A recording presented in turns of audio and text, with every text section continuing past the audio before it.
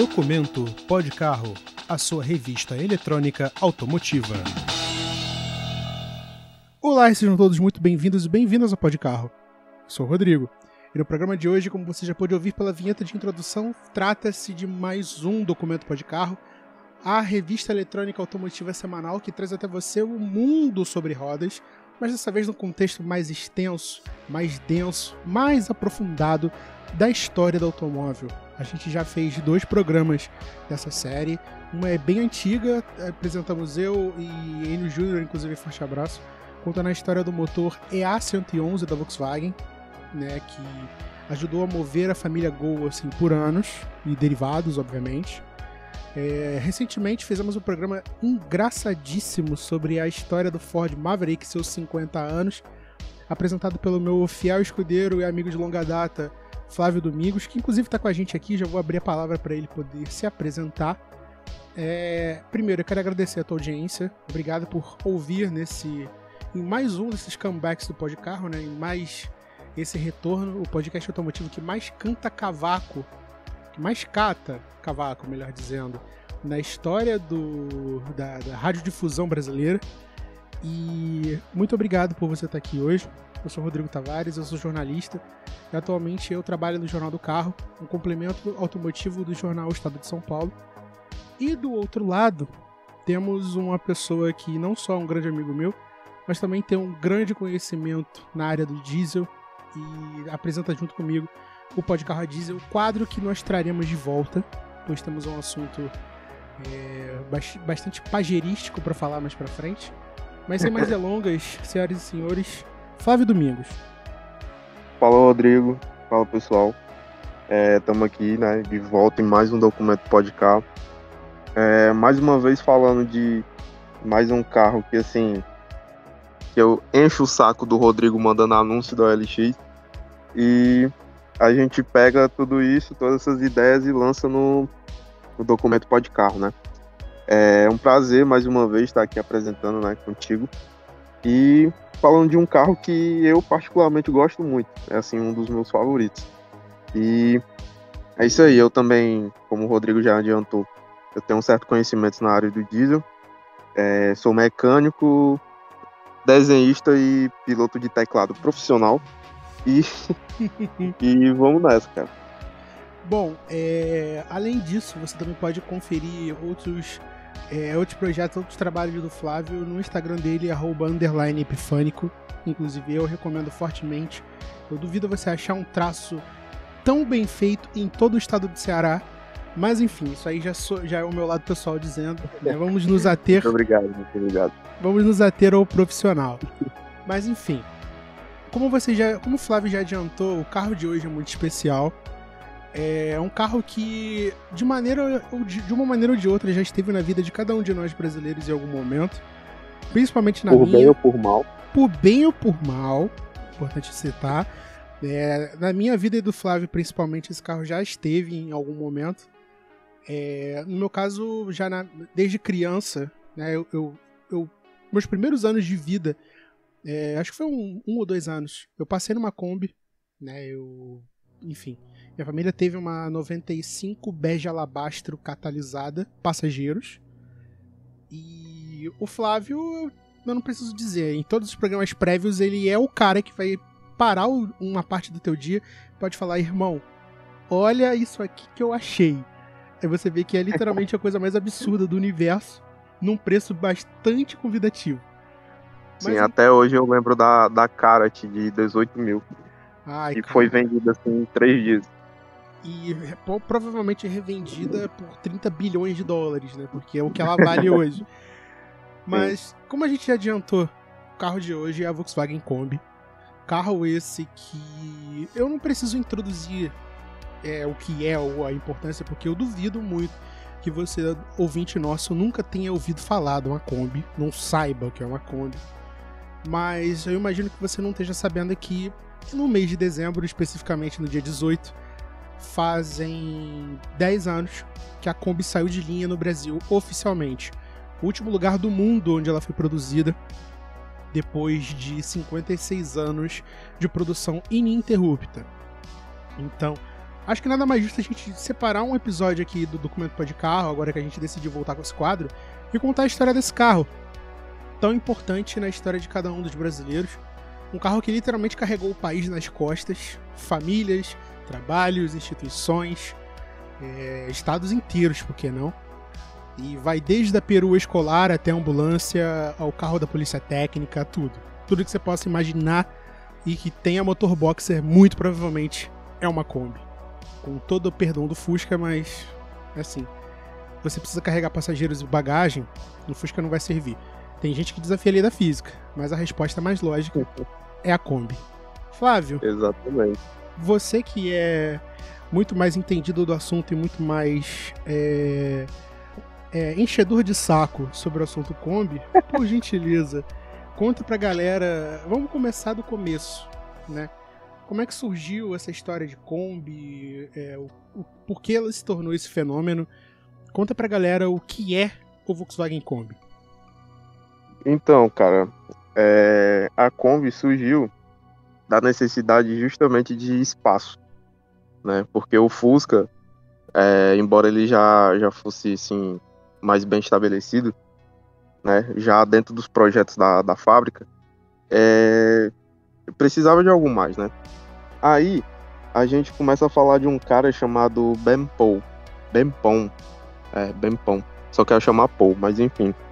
Ele era um holandês que ele era piloto, ele competiu nas 24 horas de Le Mans, fez uma corrida bem mais ou menos na temporada de 62 da Fórmula 1, que terminou em 18º, mas enfim, ele era bem próximo dos manda-chuva de Stuttgart, né? E em algum almoço, a história nunca é contada de uma forma concreta, né? Sempre é uma história ou outra, mas sabe-se que foi ele que fez o primeiro esboço da Kombi, né? Basicamente um carro montado em cima do chassi do Fusca, com motor lá atrás, mas com muito espaço para passageiro ou para carga, né? Então foi ele que fez esse esboço. Acho que o Rodrigo vai estar mostrando a foto do esboço, que é facilmente encontrada na internet.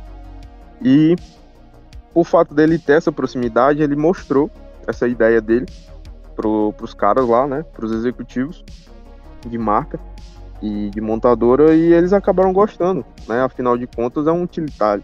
Então, teoricamente, iria vender muito. E eles estavam certos, né? Então, esse conceito da Kombi surgiu lá pelo fim dos anos 40, né? Mais precisamente em 1947. Como a gente já tinha falado, tendo como base o Fusca, né? Inclusive, né, nos primeiros protótipos, ela chegou a ser montada no chassi do Fusca. Literalmente pegavam o chassi do Fusca na linha de produção, tiravam e botavam, aliás, a carroceria da Kombi. Só que isso se mostrou muito ineficiente, né? Pelo fato de aerodinâmica, de dinâmica de direção, e logo descartaram e decidiram iniciar um projeto próprio para o chassi da Kombi. E isso foi feito, né? Eles montaram vários protótipos e tal. Aí, eu tô falando Kombi, mas na Alemanha, ela não se chamava Kombi, né? Nunca chamou. Inclusive, nesses períodos de pré-teste, ela era chamada de Projeto 225, né? Se não me falha a memória. E, posteriormente, ela foi chamada de Transporter, como a gente bem sabe, né? Daí vem a abreviação, juntamente com as gerações da Kombi, né? T1, T2, T3. Não é 31 nem 32, é T1, T2, T3. Então, mas aqui no Brasil ela foi chamada de Kombi, né? E a Kombi, esse nome é uma abreviação de uma palavra imensa em alemão. Eu mandei até pro Rodrigo hoje mais cedo, ele ficou abismado. Posso tentar? Vou tentar, Pode. hein? Vai lá. Pô, assim, o conhecimento de alemão é bizarramente ínfimo, mas acho que é Kombinationsfahrzeug. Mais ou menos isso aí. É literalmente veículo combinado, né? É assim, uma tradução livre, tá? Sim.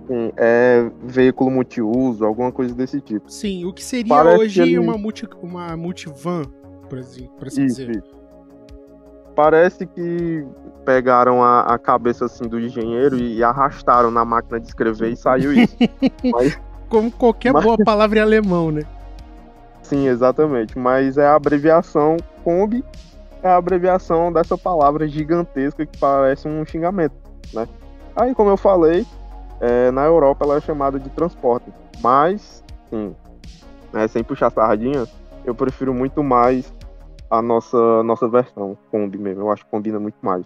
Uhum. Enfim, aí, passado o período de testes, né, de protótipo, em precisamente 8 de março de 1950, eles começaram a produzir e distribuir a Kombi em larga escala, né, principalmente na Europa. Aí, a partir daí, a gente pode ir direto para a história da Kombi no Brasil, porque, ao contrário do que a gente vê na história de outros modelos, né, no caso da Kombi, ela não demorou muito para chegar aqui. Foram só 3 anos. Ela chegou aqui em 1953, né? Ela vinha desmontada em navio e ela foi montada por uma empresa chamada Brasmotor. Você deve lembrar, assim, pelo início da palavra, que isso te lembra em outra coisa. Essa empresa, posteriormente, ela passou a se chamar Brastemp. Então, olha aí, eles vinham fazendo freezer horizontal desde os anos 50. A diferença é que hoje em dia eles não botam motorbox, enfim. Ai, cara, que doideira. Assim, isso é interessantíssimo. Inclusive, uma coisa que eu esqueci de falar no programa pra galera que pode estar chegando agora, às vezes podem haver interrupções, eu não digo por eu querer pular em cima da frase do Flávio ou vice-versa, mas a gente não tá vendo um ou outro. Isso é gravado via Discord para todo o Brasil. Então o Flávio não tá me vendo, eu não tô vendo ele. Então às vezes podem haver essas pequenas intercorrências entre as falas. Sim, tranquilo. Nada que atrapalhe o andamento, né? Enfim. Continuando. Essa Kombi que veio pra cá pro Brasil, ela tinha motor 1200. Adivinha a potência? 300, meu Deus. 35 cavalos de potência. Cara, eu te pergunto, é uma coisa que a gente até falou no episódio do Maveco. Será que esses 35 cavalos eram líquidos ou eram brutos? Cara, eu acho que eram mancos. Imagina isso subir nos morros que tem aqui no Brasil na época, mano. Cara, imagina. Eu não consigo imaginar uma Kombi dessa subindo Ouro Preto. Ou Tiradentes, cara, sei lá. Não rola. Se até os 1600 dupla carburação já sofre um pouco, imagina os 1200. Porra. Não dá. Enfim. Agora, né, a gente pode citar as evoluções da Kombi junto com a história dela, porque se mistura bastante, né?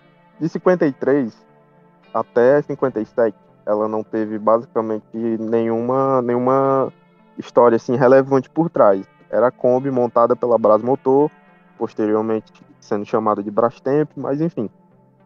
Por volta de 1957, a Volkswagen inaugura a primeira fábrica fora da Alemanha.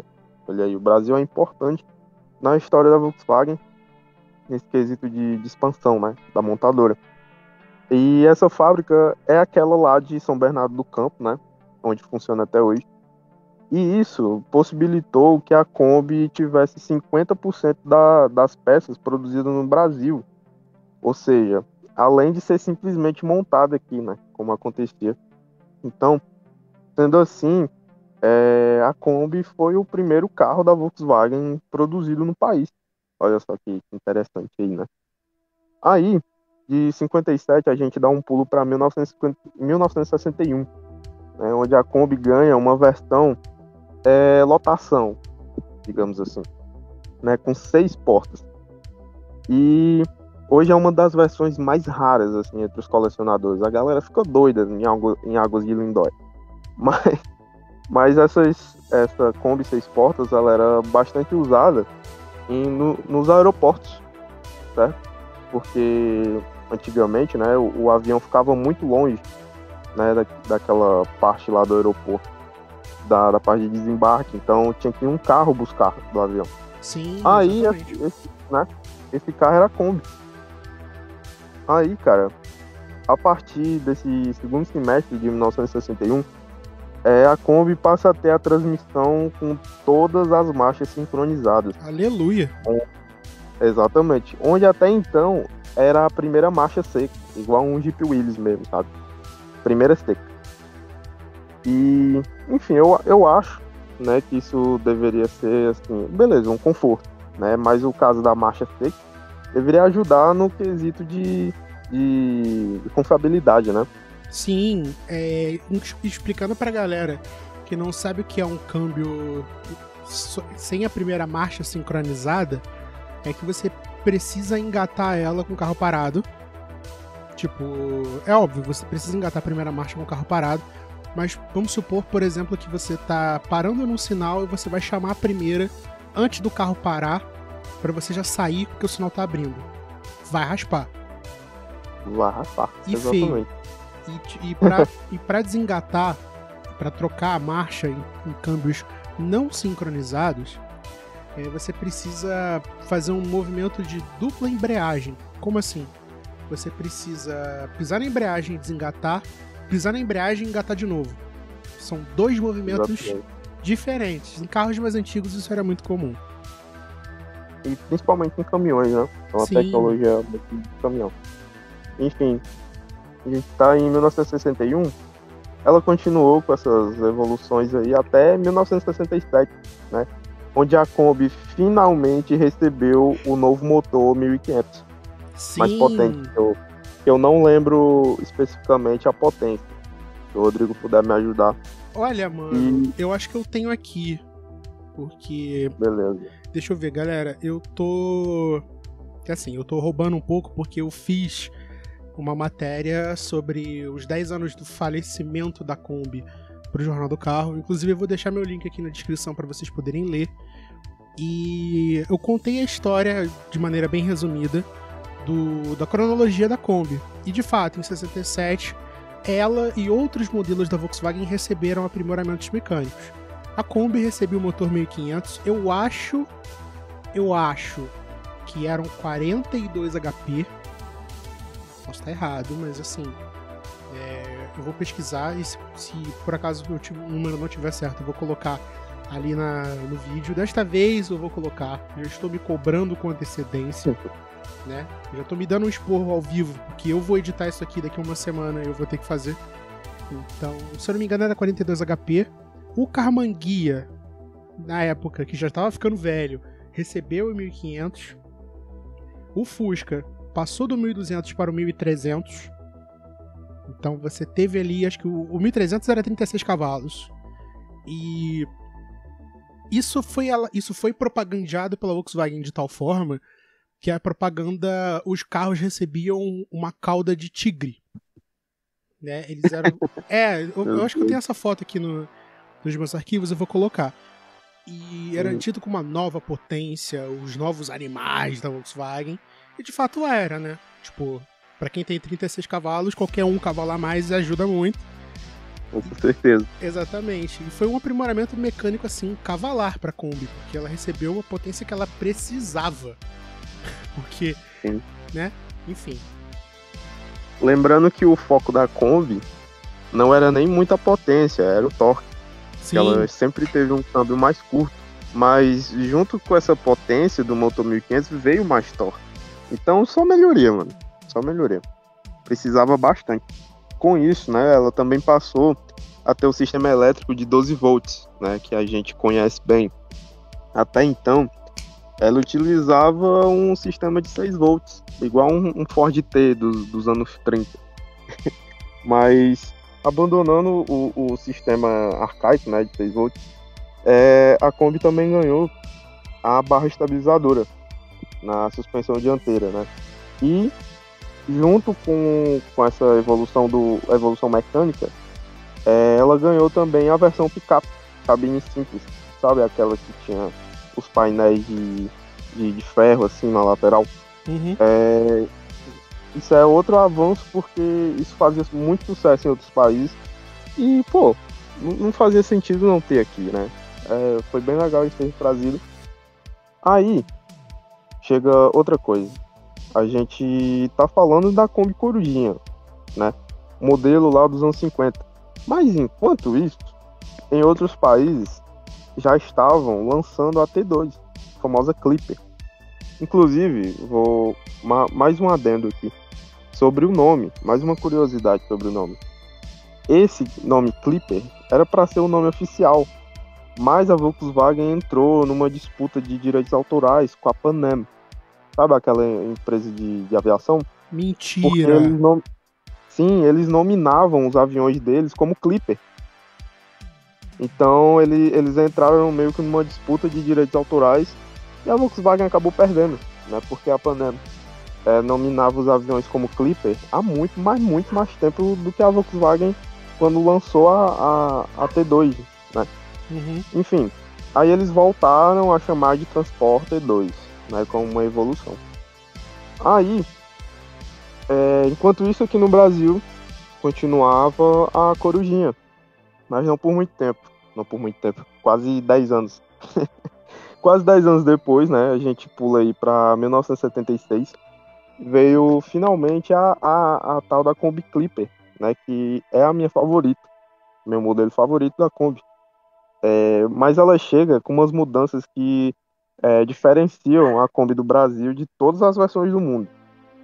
Eles misturaram um pouco da Kombi europeia, né, que é a tal da T2, a Clipper, com a Corujinha brasileira, sabe? Então eles não simplesmente importaram a T2 e chamaram de Kombi.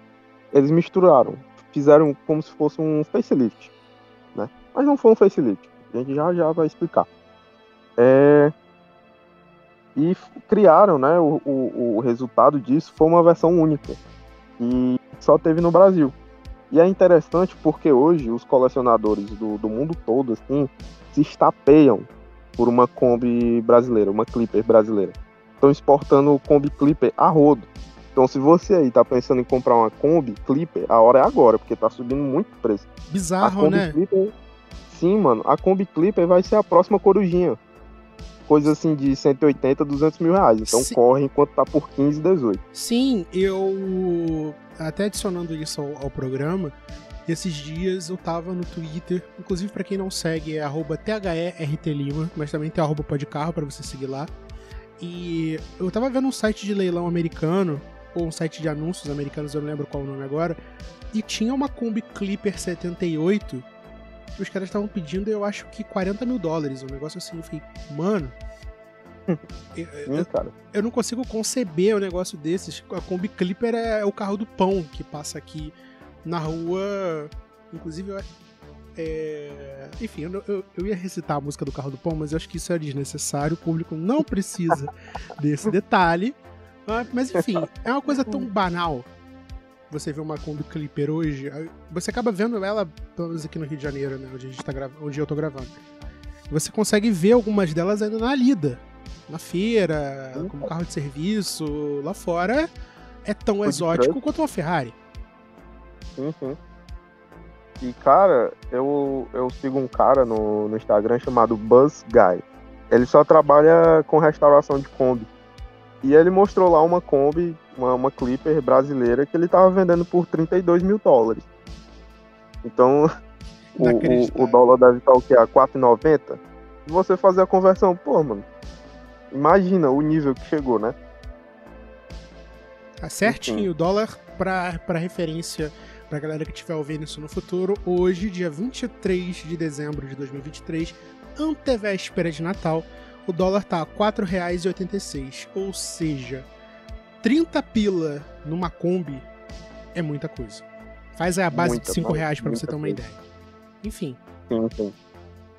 Enfim, a principal diferença, né, que a gente percebe da Clipper europeia para a Clipper brasileira é justamente o número de janelas, que é igual o da Corujinha. Se eu não me engano, são 16 janelas. Né? Enfim, conforme o período foi passando, né, de 76, 77, eles aumentaram o tamanho do vidro traseiro. Não sei exatamente a época, mas foi isso que aconteceu. Enfim, a diferença é essa, a quantidade de janelas, né? E, enfim, a frente mudou, né? Como a gente bem sabe, né? Da Corugina para Clipper. Virou para-brisa único, né? Uma tecnologia, assim, nova, né? Porque até então... até então, as montadoras não... A montadora não faz vidro, né? Eles se encomendam. As empresas, né? Que faziam os vidros, eles não tinham a tecnologia, assim, a pronta entrega, né, para você fazer curva dos vidros, né? Então é por isso que você vê muito carro antigo com para-brisa dividido, sabe? E, por exemplo, o Ford T, né, que é reto a colunar, porque era muito caro de fazer curva em vidro, né? Enfim, trouxeram essa tecnologia avassaladora para Kombi, para-brisa único curvado, né, meio arredondado, e com portas, isso aqui é interessante, com portas que permitiam você colocar uma máquina de vidro para você baixar na manivela. Meu Isso foi, Deus! sim, nossa, que tecnologia. Mas por quê? Porque até então, na Corujinha, se você quisesse passar um pouco do calor, quisesse sentir vento na sua cara, você tinha que abrir a janela igual a janela de ônibus, sabe? Um vidro de correia. Assim. Uma Então, escotilha pequenininha, né? sim, exatamente. Igual um carro de WRC, super esportivo. Então, Doideira ele mesmo. ganhou a manivela para baixar o vidro. Olha aí, tecnologia, mano. Enfim, pronto, falei do sistema de ônibus, né? Enfim, e além disso, em 76, também recebeu o 1600, com carburação simples. Então, mais um fôlego para Kombi, né? Já não era tão bom, mas melhoraram um pouco mais. E além da evolução mecânica, né, do motor, veio o servo-freio e a suspensão foi modificada também. Eu não me recordo quais as modificações, mas eu lembro que daquelas propagandas de época, né, que eu vejo bastante, diziam que ela ficou bem mais macia em relação à antiga.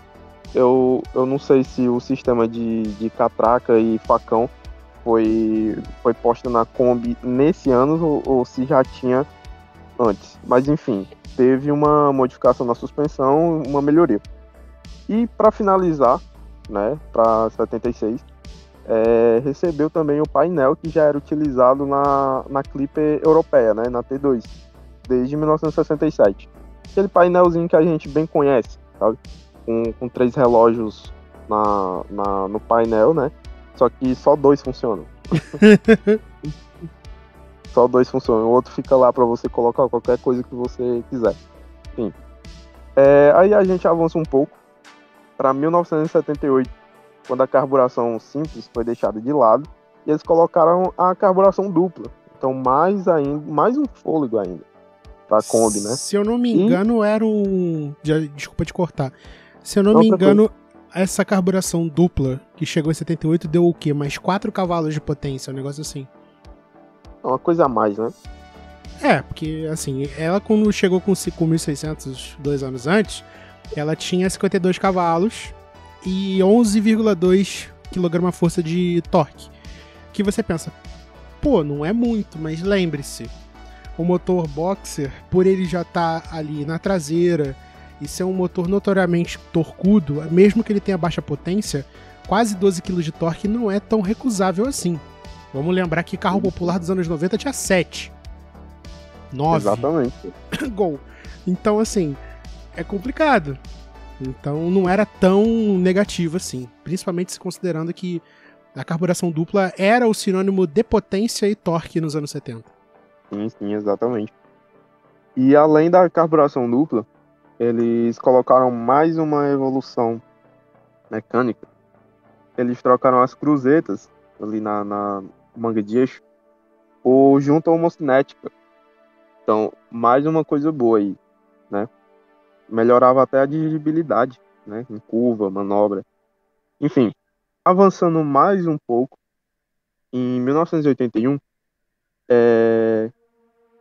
a picape, cabine dupla e o motor a diesel foram implementados.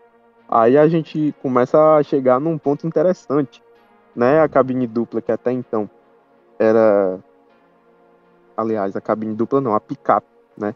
Que até então era cabine simples, eles colocaram cabine dupla, né? Com uma porta na lateral direita. Então, antes do Veloster, tinha a Kombi cabine dupla. Olha aí. Enfim, olha aí. Enfim, e o motor a diesel era o 1.6 do Passat, né? Que era adaptado para exportação para a Alemanha. E eles decidiram que era uma boa ideia colocar na Kombi, né? Que tinha um motor traseiro, e colocaram um radiador lá na frente, né? Aí entra alguns problemas, né? Porque você pensa, pô, a Kombi a diesel fazia o quê? 15 km por litro na cidade, infinitos na rodovia, e tinha muito mais torque, né? Já que era um AP 1.6 e a diesel. Então por que não vingou? Por alguns problemas. Não era tão confiável assim, porque fervia bastante, porque o sistema de arrefecimento não era tão eficiente assim, pelo fato de que o radiador ficava lá na frente e a tubulação do arrefecimento, tudo, passava pelo carro inteiro até chegar lá o motor, sabe? Então, por esse motivo, a Kombi fervia. Uma Kombi fervia. Isso é até irônico. É, e outra coisa, eu até antecipando um pouco a fala do Flávio antes que ele fale, mas outro fator determinante para a má fama da Kombi a diesel é o fato de que muita gente estava lidando com um carro a diesel pela primeira vez. A galera que tinha Kombi e Fusca e derivados estava acostumado com um boxer comum. Então, você lidar com um motor a diesel que tem que trocar filtro, que tem uma manutenção um pouquinho mais melindrosa, não tô dizendo assim... Um pouquinho mais cara. Exatamente, né? Porque tem bomba de alta, não tem? Tem bomba de alta. Então, regulador de pressão na bomba, enfim. Então, esse tipo de coisa era comum pra galera que mexia com caminhão, essas coisas. Mas pro acebolado médio, pro brasileiro comum, acostumado com motor boxer, que você coloca suco tangue de tangerina e álcool etílico e roda, o motor a diesel não é assim. Então você soma isso com o fato dela aquecer, porque o radiador ficava a 5 km do motor, fica difícil. Então isso aí meio que foi o prego no caixão pra 3 anos depois ela sair de linha, né? Sim, exatamente. Mas é interessante, foi interessante, né? Se eles tivessem insistido nisso e evoluído, eu acho que teria feito bastante sucesso alguns anos depois. Sim, exatamente. Eu acho que uma coisa que pegava muito, desculpa te cortar mais uma vez. Tranquilo. Uma coisa que pegava muito pelo fato da Kombi a diesel ter uma reputação negativa é o fato de que, mesmo ela sendo bastante econômica na cidade e com uma autonomia muito boa no rodoviário, ela era perigosamente lenta. Sim, mano. Entendeu? Então, assim, eu já ouvi relatos de pessoas próximas falando que, cara, fazer uma ultrapassagem com um carro desse era... Primeiro, já é perigoso você fazer uma ultrapassagem com a Kombi. Ponto final. Né? Mas com a diesel parece que era bem pior. Sim, com certeza, mano. E quem me falou essas informações de por que a Kombi diesel fervia, né? Por que ela não vingou, foi justamente um professor meu, na época do Senai, que ele trabalhava para Volkswagen, né? Treinando os técnicos da Volkswagen. E ele acompanhou, né, o lançamento da Kombi a diesel. E ele falou exatamente isso, de que não era tão eficiente assim. Foi uma boa ideia, mas a execução não foi tão boa, né? Enfim, pela primeira vez também a gente viu a Kombi com aquela capa de radiador de plástico, né, preto, né, que a gente conhece na Kombi a água. E é exatamente o mesmo design. Claro, aumentaram um pouco, né, pela diferenciação do modelo, mas é exatamente a mesma premissa. Enfim, Kombi a diesel em 1981, né, e picape cabine dupla. E a gente avança um pouco mais para 1983, quando a Kombi recebe mais uma tecnologia avassaladora, novamente, que é freio a disco. nas rodas dianteiras. Não! Acredita, mano? Olha só, você não vai morrer por um travamento de roda. Quer dizer, talvez. É importante a gente salientar o talvez aí, porque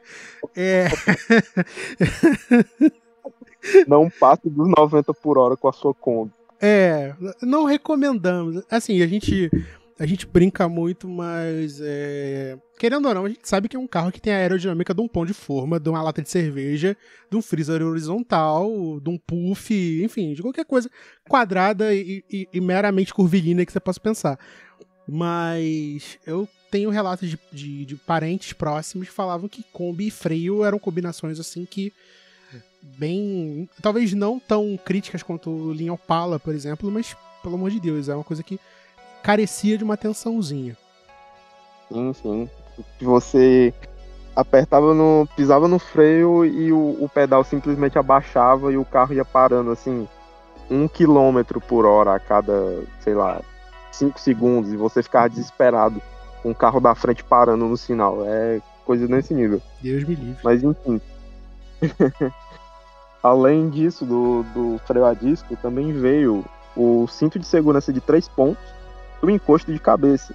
E eu acho que eles só colocaram isso aí. Acho não, quase uma certeza, sabe? Que eles só colocaram isso por problemas assim administrativos, né? Devia ter alguém ali falando, né? Sempre quando uma montadora faz assim uma evolução de segurança, né? Como a gente bem conhece pela história, é porque tem alguém assim em cima, né? Sim, o famoso se tem placa tem história, né? Exatamente. Aí, de 83, a gente avança aí mais ou menos uns 9 anos, até 1992, né?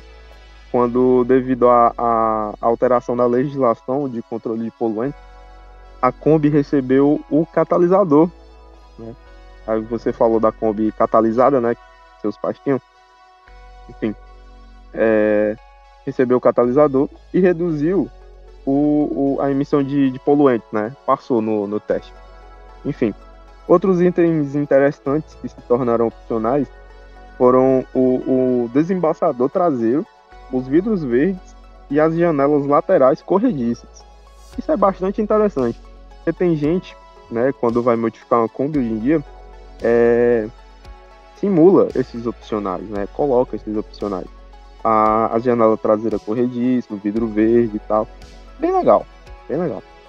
Aí, de 92, a gente avança mais um pouco e chega em 1997. Esse é um ano interessante para a Kombi, porque finalmente chegam as portas corrediças na Kombi nacional. Lembra que eu falei que a Kombi Clipper tinha saído desde 1967, né, na Alemanha? Aquela Kombi de 1967 já tinha portas corrediças. E ela só veio aqui pro Brasil em 1967, em 1997. Então olha o gap, né? 30 anos para colocar uma porta corrediça num carro, meu Deus do céu. Exatamente. E além disso, eles colocaram um novo teto de 11 centímetros. Mas isso não, como sempre, né, como a gente bem conhece, isso não foi por acaso. Eles fizeram isso porque eles estavam sentindo no bolso, né, o avanço das Topics coreanas, né, da Ásia, da Towner, da própria Topic, né, que a Ásia tinha uma van chamada simplesmente Topic. Aqui é besta. Aqui é besta. Sim, aqui é besta. A Hyundai H100. Sim.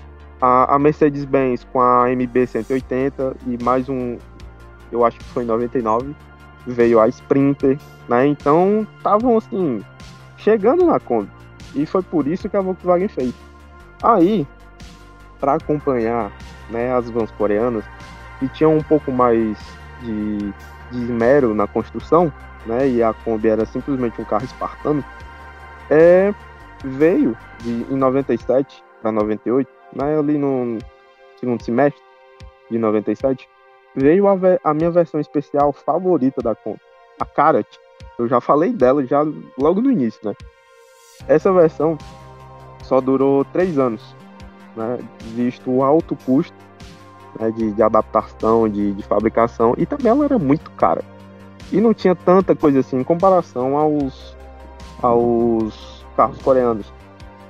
Enfim, falando da Kombi Karat, né, que é impossível falar de Kombi sem a Kombi Karat, ela tinha itens exclusivos, né, como os bancos de veludo do Santana. Só por isso já vale muito a pena. Sim, já vale muito a pena. Bancos do Santana, o interior todo forrado, no tecido do Santana também, diga-se de passagem. E ela tinha 7 lugares ao invés de 9, né, da Kombi Standard. E ela tinha um único opcional. Um único opcional. Você imagina, pô, vai ser um ar-condicionado, né, vai ser uma direção hidráulica. Não. Vai ser o sistema de som. Esse era o único opcional que você podia ter na sua Kombi Karat.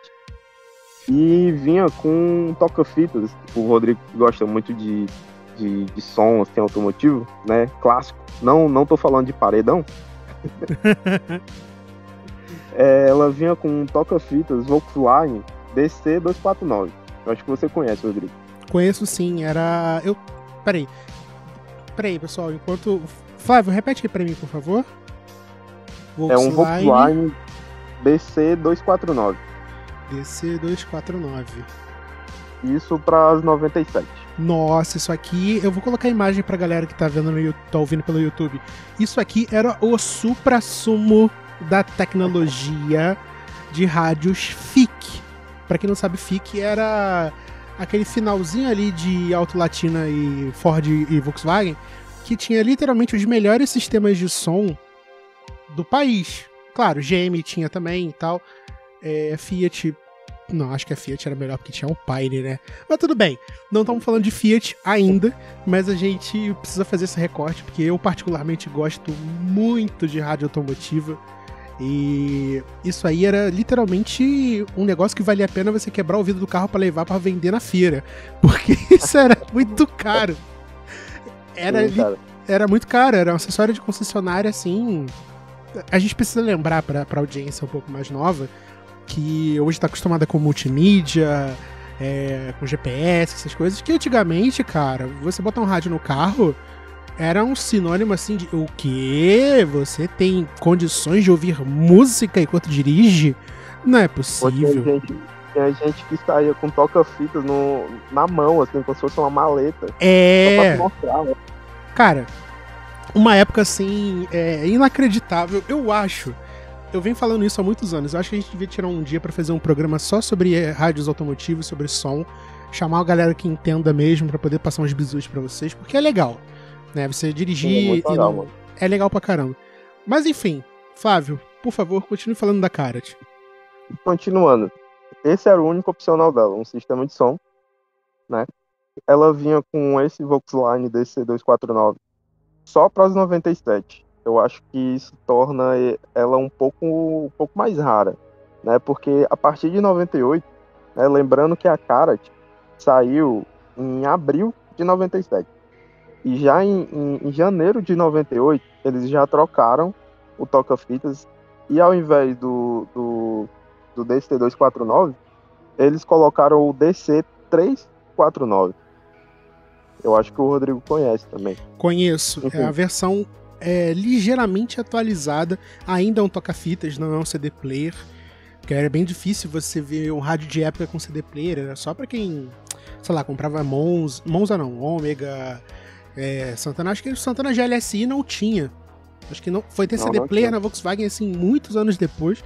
Mas enfim, cara, você tá comprando uma Kombi. Literalmente uma Kombi de luxo e botar um rádio. Ah, pelo amor de Deus, me vê 5. Tá maluco. Exatamente.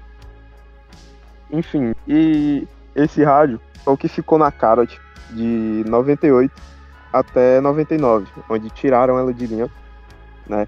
Pelo fato de que ela era muito cara, né? E quem queria uma van de luxo comprava uma Kia besta, né? Ou uma H100, né? Que eram vans a diesel, ligeiramente mais confiáveis até aquele momento, né? Mas a Volkswagen, falando em linguagens de Twitter, a Volkswagen não tancou, Enfim. Meu Deus, tu pareceu literalmente um telejornal tentando parecer jovem. Pelo amor de Deus, Flávio, sensacional. Eu lembrei daquele meme do Steve Buscemi com um cap pra trás. Hello, my fellow kids. Sim, exatamente. Perfeito. Enfim, cara, continuando. Isso foi a grande novidade para 1997, né?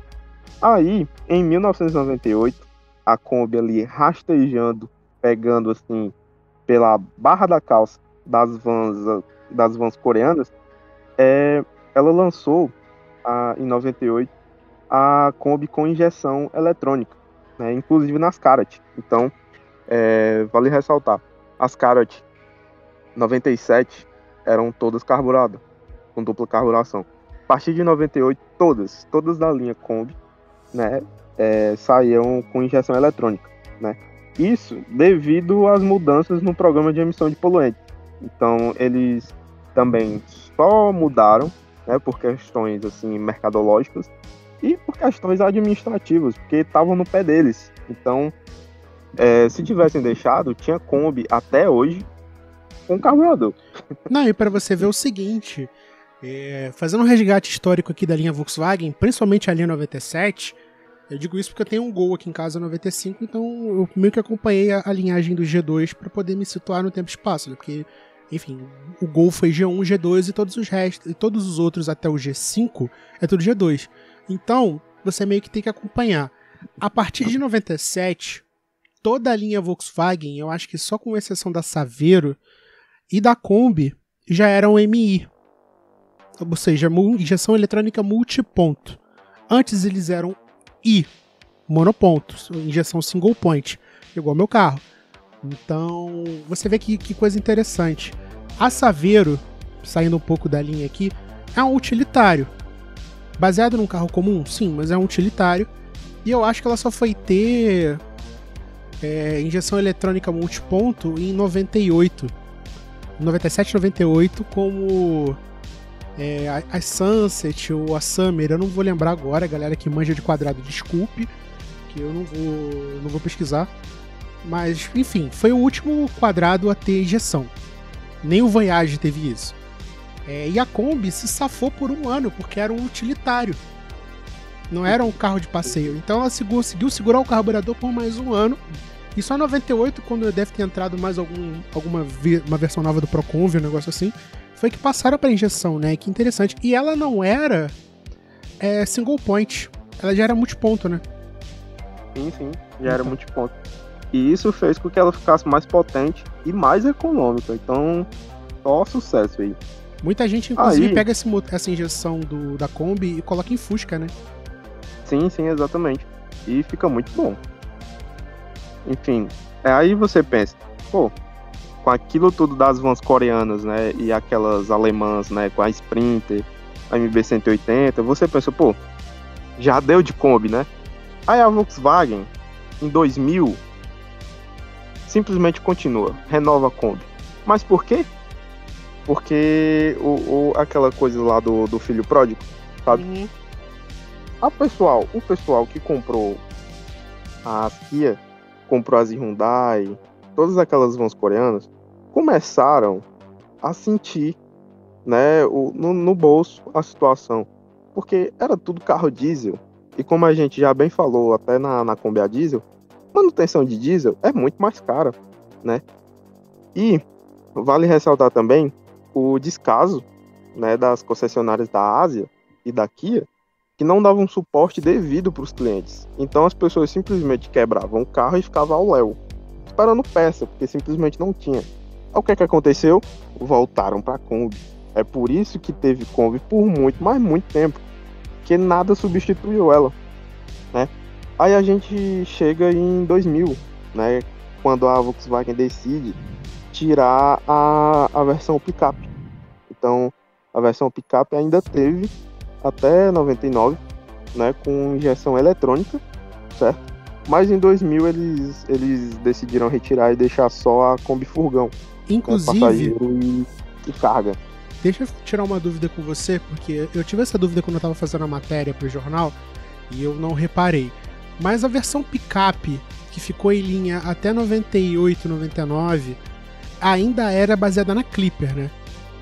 Sim, era baseada na Clipper ainda. Não Um teve. tetinho baixo. Não teve. Não teve a versão Karate. A gente sabe que a versão. Que é a versão luxuosa, mas muita gente se refere a Kombi G2, ou reformulada, né, para os anos 2000, como Kombi Karat. Então esse é o nome que eu vou usar aqui por mera preguiça. Então não teve versão picape da Karat. Não teve. Beleza. Era baseada na Clipper. Uhum. Inclusive a gente não falou, né, o que é que significa Karate. Karate é basicamente quilate em inglês, né? Nossa, o carro é muito luxuoso, muito valioso, né? Acabou sendo, né? Acabou sendo, exatamente. Um toca-fitas, mas acabou sendo. Enfim. Aí a gente avança mais um pouco. A gente chega em 2005, né, onde é um ano decisivo para a Kombi, porque é o último ano do motor AA, né? Adivinha por quê? Emissões de poluentes estavam em cima da Volkswagen de novo por causa disso. Então, para comemorar, né, para homenagear, aliás, foi lançada a Kombi Série Prata, né, remetendo ali aos anos 80, ao Fusca Série Prata, né, onde a gente teve aquela versão comemorativa, aquela coisa toda, né. A Kombi Série Prata saíram apenas 200 unidades, não a versão exclusiva, né, e todas, obviamente, na Série Prata, na Série Prata, na cor prata. Sim, Prata Light, sim. Eu lembro. Sim. E com diversos itens exclusivos. Você pode falar pra mim, Rodrigo? Algum deles? Eu vou falar a galera pode ficar um pouco revoltada, mas assim, eu, enquanto jornalista, sou obrigado a dizer, tá? Ela sai na cor prata. Pô, itens exclusivos, cor prata. Para-choque preto. Mas assim, banco. Assim, é óbvio que a gente tá brincando, mas, cara, você fazer um resgate histórico disso era uma coisa, assim, impensável pra época. Porque, assim, a gente já falou isso no episódio do Maveco, que coincidentemente foi ao ar hoje, a gente tá gravando o programa. Quando um carro faz uma série especial, e assim, eu se eu pudesse, eu colocava isso na cartilha do ensino básico brasileiro pra ninguém ficar sem saber disso, porque isso é de extrema importância. Então guarde pra vida isso que você vai escutar agora. E eu sei que o Flávio vai concordar. A partir do momento que você vê um carro que já tá em linha há algum tempo receber uma série especial, repita comigo, vai sair de linha. Sim. Tá? Não necessariamente pra sempre, porque a gente sabe o que aconteceu com a Kombi depois, mas ali fazia um marco, né? Então ela recebeu piscas cristais, se eu não estou enganado. Ela recebeu emblemas alusivos à versão. Eu acho que tinha um kit colecionador, uma parafernaliazinha ali, uma perfumaria pro proprietário. Teve série limitada também, 200 unidades. Remetendo a Karat também, eles colocaram lanterna fumê, lanterna traseira fumê também. Sim, muita gente não sabe disso, que a Karat vinha com lanterna fumê na traseira. Inclusive, segundo a Volkswagen, era para realçar um caráter esportivo na Kombi. Cara, inacreditável. Nossa, que esportividade. Ai. Enfim. Como a gente sabe, né, esse foi o último ano da Kombi com motor A. Inclusive o último motor A fabricado no mundo pra Volkswagen que foi no Brasil. Exatamente. Aí, em 2006, né, já veio a Kombi a água, né, popularmente conhecido como Kombi a água mesmo. Chama, qual é a tua Kombi? A minha Kombi é a Kombi a água, né? Enfim. Corta pro cara imaginando o cara abastecendo a Kombi com água, mas tudo bem. Exatamente. Enfim. Acidente diplomático, né? Enfim. Vinha com um motor 1.4 do Fox, né? Essa é a Kombi, assim, mais elogiada, de todas. Porque a Kombi tem uma... Não é aquela coisa toda de potência, mas é uma Kombi respeitável, sabe? É uma coisa assim que deixa ok para dirigir. Tem um torque bom, tem uma potência boa, sabe? Tirando a batida de tucho, que é popularmente conhecida por quem tem Kombi a água, né?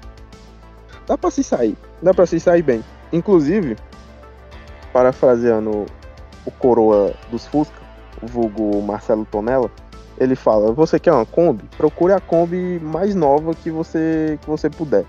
Se possível, uma Kombi a água. São as melhores para você comprar hoje em dia, né? Porque você consegue comprar ali com uma certa conservação ainda, né? Porque é um veículo novo, entre aspas, para chamar a Kombi a água de antigo, né? Um veículo novo. Você não chama um Gol G4 de antigo, né? O Gol G4 saiu na mesma época. Você não chama um Gol G4 de veículo antigo. Porque enfim, a gente chama Gol G4 de feio, mas tudo bem. Exatamente. Enfim, em 2007, a Kombi veio com uma versão especial. O Rodrigo pode até colocar as fotos aí depois na edição. Da Kombi 50 anos, né? Em comemoração aos 50 anos de produção da Kombi aqui no Brasil, né? E foram 50 unidades produzidas, né?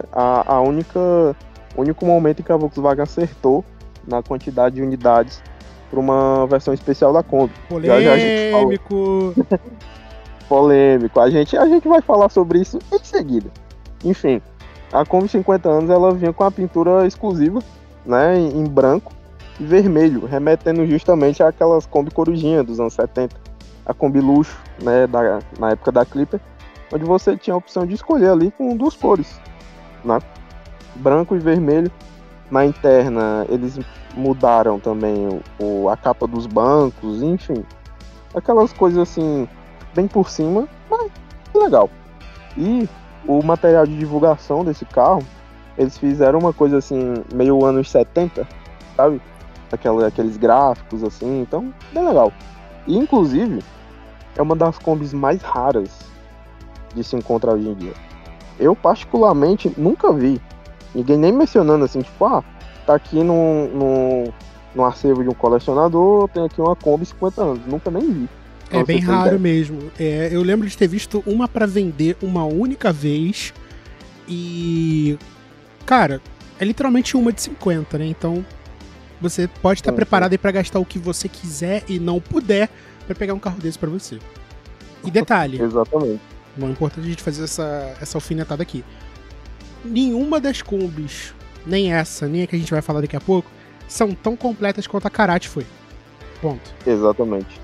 Foi, inclusive, algumas concessionárias vendiam a Karate como Kombi luxo. Não vendiam como Karate, assim, a versão. Colocavam Kombi luxo. Porque foi a versão, assim, mais completa, mais bem construída, acabada da Kombi, né? Porque ela, além de tudo que a gente falou, ela tinha um forro completo do teto, né? Diferente das Standard, que era só lata do salão para trás. Tiraram aquela divisória, né, da cabine pro salão, colocaram um step lá atrás, enfim. Mano, nem a 50 anos tem forro de teto. Sim, cara. Nem a 50 anos, nem a versão especial. Pegaram simplesmente uma standard, pegaram 50 standard, assim, aleatória, e... Pintaram de vermelho. Pintaram de vermelho, imprimiram o adesivo e pronto, tá aí, 50 anos. Cristo, Pai amado. Enfim. Imprimiram lá a plaquetinha, né? Um de 50, dois de 50, lá, enfim. Aí, a gente já avança pro final da nossa Kombi, né? Em 2013, onde marca o final da produção da Kombi. Eu não lembro, mas eu acho que foi... Não lembro direito, aliás, mas eu acho que foi 9 de setembro de 2013, o encerramento oficial da produção da Kombi. O Rodrigo pode até me corrigir se eu estiver errado. Mas, junto com o que o Rodrigo falou, né, lá de sempre que tem uma versão especial, o carro tá acabando. Teve aí a versão 50 anos em 2007, em 2013, a gente tem a Last Edition, que é muito polêmica. Vamos lá. É uma Kombi, basicamente, azul, parece um azul caiçara, um azul diamante, alguma coisa do tipo, ao redor, e com branco. Na parte de cima, pneu com banda branca e o logo da versão, né? 56 anos, se eu não me engano, né? 56 anos. Inclusive, isso, 56 anos. Só te interrompendo aqui pela última vez nesse assunto, trazendo informação atualizada pra galera, a Kombi Last Edition parou de ser produzida no dia 18 de dezembro de 2023, ou seja, foi semana passada. Não, foi essa semana que ela fez 10 anos de falecida, né, de finada. Uhum. 10 anos de finada. Enfim, seguindo a linhagem ali da Kombi 50 anos, é uma versão especial, mas que tinha poucas modificações. Claro, ela tinha também o opcional do toca-CD. Então era um sistema de som, né, seguindo assim pela linhagem da cara. E ela tinha forro de teto completo, se eu não me engano, também. E os bancos eram seguindo a linhagem da pintura do exterior do carro, né, azul com branco. E aí, a gente entra na polêmica que a gente falou.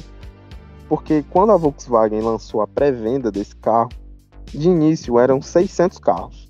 Então muitos colecionadores caíram matando em cima da Kombi, comprando, reservando e tal. Só que depois, a Volkswagen anunciou que iam fazer mais 600. Foi assim, um tiro no pé. Porque era uma versão especial, rara, que não era tão rara assim, sabe? Uhum. Então no final eram 1.200 unidades. E acabou que não compraram tanto, porque era muito cara. Então as 600 estava tranquilo, mas colocaram mais 600 em cima, não vendeu. Aí a Volkswagen distribuiu para repartições públicas. Então não é muito raro de você encontrar, vez ou outra, uma página voltada para o mundo automotivo, mostrando uma Kombi aqui de prefeitura que eu achei que era uma Kombi normal, mas você vai ver, tem os bancos da Kombi Last Edition, tem a plaquetinha no painel, sabe? Já tá com a pintura de prefeitura meio gasta, sabe? Aquele adesivo. Dá pra você ver ali a pintura azul com a pintura branca e tal. Eu mesmo vi isso, cara. Na época que eu ainda fazia faculdade, uns 2, 3 anos atrás, eu tava saindo do prédio e passou na minha frente uma Kombi Last Edition amassada, que era de um lar público de idosos da cidade onde fica a faculdade. Aí eu fiquei pensando, cara, na época que esse carro saiu, esse carro era uns 80 mil reais, 85 mil. Tudo bem, vamos colocar na conta que uma Kombi nessa época, quando lançou, era o quê?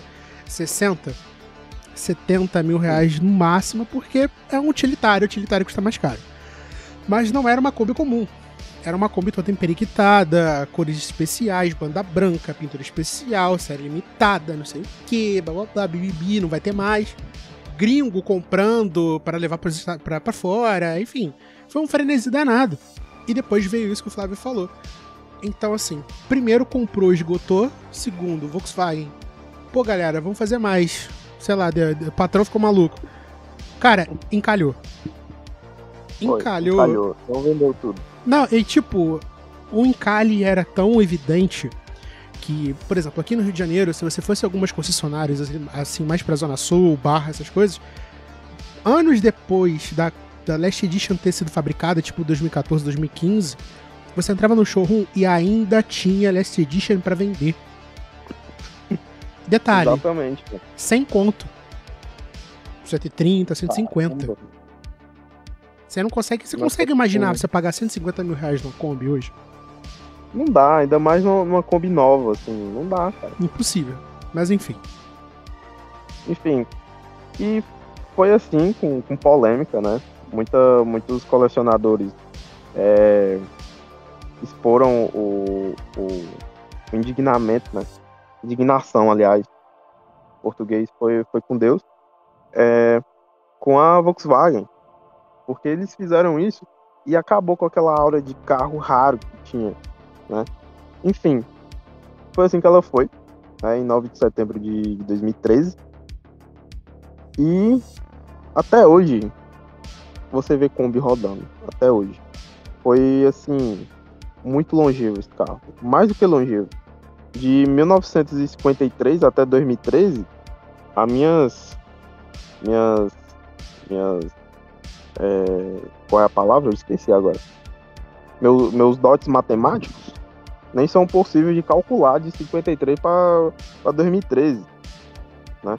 Mas, enfim, foi isso que a Kombi nos proporcionou, né? Eu, inclusive, quero ter uma Kombi. Rodrigo sabe muito bem disso.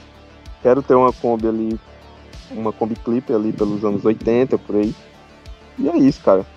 Com certeza. Eu penso que a história da Kombi, ela deveria ter sido muito melhor retratada, justamente por conta da Volks, por conta... Eu não vou dizer do público, porque o público, querendo ou não, é vítima, né? Sempre vai ser.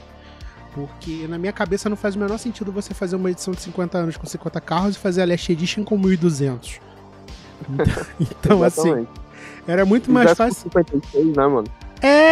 Tivesse invertido a conta, mas tudo bem, decisões mercadológicas, né? Não vou defender empresa, muito pelo contrário, mas eu queria aproveitar esse momento para dizer que a gente traz a história desses veículos para cá, pro programa, justamente para poder remontar um pouco a história da indústria automotiva no Brasil, né?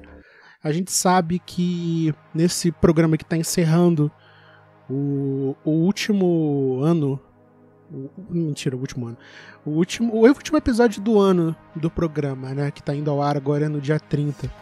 Ou dia 29, não sei. Eu não vou olhar pro calendário, não. Vou olhar? Vou. Pera aí. Deixa eu ver. Não, esse programa não é o último do ano. Este programa é o do dia...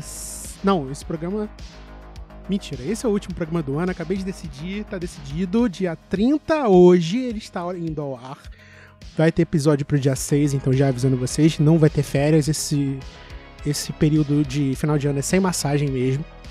Mas eu queria aproveitar esse programa, né, como um especial de ano novo, para agradecer primeiro ao Flávio por ter topado participar desse programa mais uma vez e nunca ter desistido dessa ideia de vir para cá e poder contar um pouco desse conhecimento que a gente acumula ao longo dos anos e poder passar para vocês.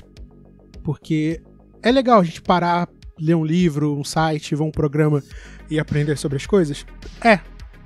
Eu literalmente trabalho com isso. O Flávio tem a sua explicação de mecânicas. O cara é um mecânico de mão cheia, sabe?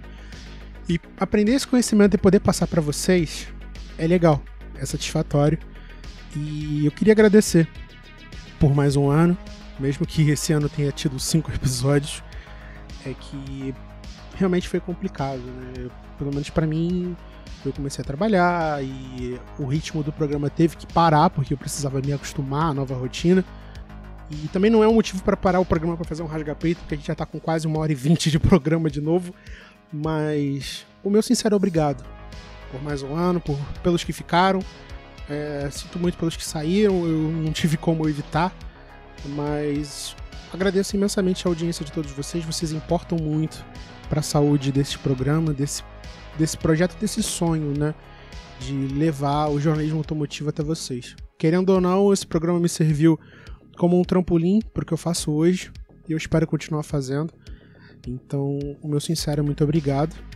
Flávio, se você quiser fazer suas considerações finais, a hora é essa.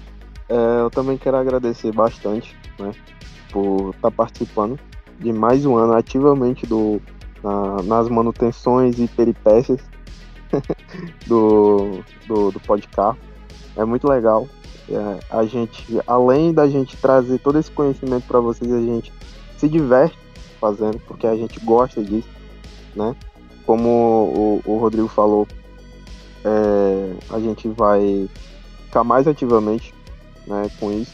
Claro que ele tem que se adaptar à rotina, todos nós temos, né, que a gente trabalha e tal, mas é isso, agradecer, né, por mais uma vez ter a oportunidade aqui de gravar o programa junto contigo. E agradecer pela audiência, né? Que sempre vem uns feedbacks muito positivos pra gente, isso é bem legal. E que venha mais um ano, meu amigo. Mais um ano. Mais podcast. É isso mesmo, galera. A gente faz o que pode quando pode.